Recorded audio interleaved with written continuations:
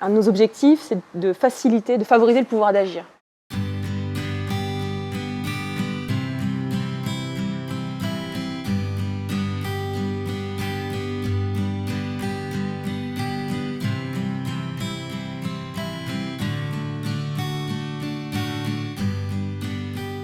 L'idée, c'est de mixer des cours de français, très classiques, on va travailler l'écriture, la communication, l'oral et l'écrit, et des ateliers qu'on appelle sociolinguistiques et culturels.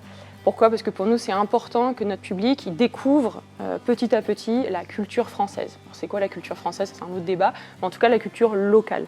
Une de nos deuxièmes missions, donc au-delà d'améliorer le français et de leur donner l'autonomie à notre public, c'est aussi de sensibiliser la population d'accueil, les locaux, à ce que c'est que la migration au final.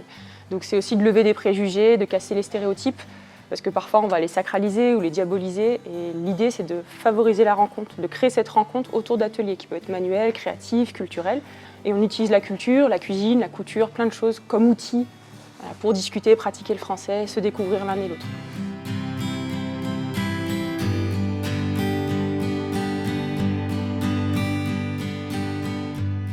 Sur Lyon, il existe des écoles, il existe des cours de français, mais qui ne sont pas forcément ouverts aux demandeurs d'asile, puisque les demandeurs d'asile n'intéressent pas forcément les politiques publiques, puisqu'ils ne peuvent pas encore travailler.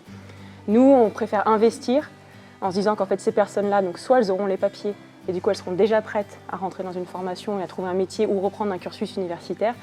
Et puis pour celles pour qui, malheureusement, elles n'auront pas les papiers, auront un refus, on sait que souvent, elles restent en fait en France. Et derrière, est-ce qu'elles peuvent faire du bénévolat? Est-ce qu'elles peuvent s'investir autrement? En tout cas, la langue, c'est une clé pour s'intégrer correctement. Et je pense que c'est plus une ressource pour la France que l'inverse.